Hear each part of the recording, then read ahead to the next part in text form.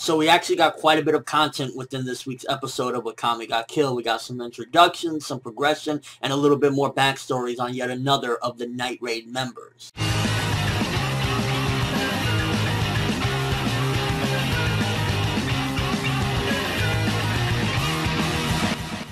Now, this episode, definitely one of the things that it provided is it made Tatsumi come to terms finally with the death of his two friends, because throughout each and every episode we've been seeing him, he's been struggling with thinking about this, and in his mind, he was really thinking, okay, maybe I can get one of these Tegu and maybe they can revive my friends, and he had this dream of doing that, and his dreams was pretty much unfortunately crushed within this episode. So he definitely had to come to terms with the fact that there's no way that they're coming back, and he has to settle on that, and that's definitely adding to his growth and maturity, because at the end of the day he realizes, you know what, sometimes you just gotta let them go, and if these are assassins, and if everything I've heard about Akame Got Killed is correct, there's gonna be a lot of death to come, and he's gonna have to put up with it. Getting Shelle's backstory within this episode as well, very interesting. It seems like a lot of Night Raid has had some fucked up past, and while that's a cliche for the most part with a lot of anime nowadays, getting her past as well just kind of shows that she's, for the most part, fucked up, but also misunderstood at the same time, because she can be crazy and cruel and shit like that when it comes time to it, but ultimately she's a good person, especially when you see how she was comforting Tatsumi within this episode. She's like, you know, whatever, if you need to cry, just cry on me. And it's unfortunate that sometimes you get misunderstood or people turn their backs on you. Like in this week's episode, you've seen that Shelle's friend in the past after she saved her, which I fucking hate shit like that. I just went out of my way. I stabbed someone. I became a murderer for you, even though it was classified as self-defense. I became a murderer to save you from your drugged up ex-boyfriend, and you don't want to talk to me ever again because, what, now you think different of me? Fuck you. I hate people like that. I'm sorry. Like, I got a little bit too much into it when I saw that shit. I don't like that. Like, I went out of my way above and beyond. I became something. I opened up something dark inside of myself for you.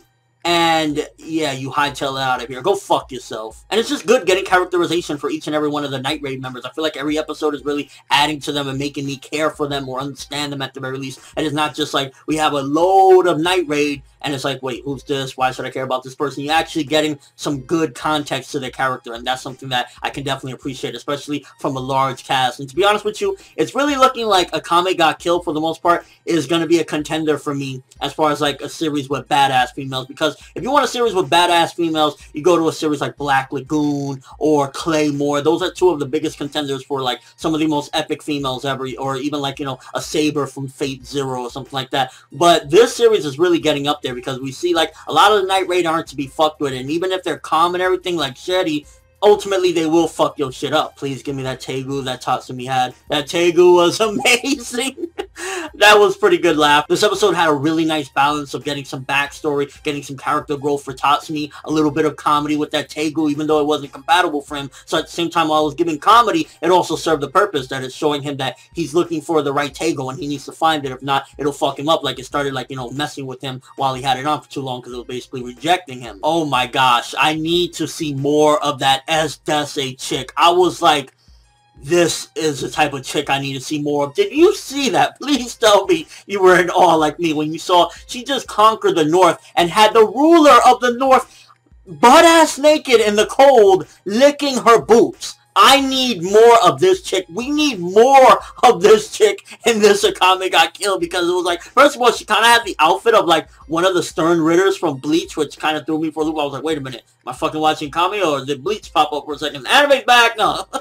But then, like, she's just fucking badass. She had a rape face. It was like, these are the ingredients chosen to make the perfect little badass. And it definitely looked like it was set up, because she's coming down there now. She finished her mission, and she did it with ease, and she looks like she's bored. She's like, can somebody please give me a challenge? This was like, yes, great setup for what seems to be a fucking epic-ass character, and I can't wait to see her do some more. And then in the end, seemed like an interesting setup as well. Again, this episode had a lot of content, but it was done nicely. It wasn't paced too fast, where Tatsumi meets up with one of those generals, and it's kind of somebody that he messed up or passed in a way, because he was the one that killed her general, you know, her commander, so to speak. And I was just like, the irony of that. Overall, it was a really good episode. I felt like it just had a lot of different things involved. It wasn't amazing or anything. It mostly was set up progression and a little bit of character growth for certain characters and kind of understanding them. And it's just like, these are the episodes you need so that you can feel for these characters, so later on, when some of what I heard, these crazy deaths happen, you can actually feel them. And just overall, I really like what they're doing with certain aspects. Again, like Tatsumi, little by little, you're seeing him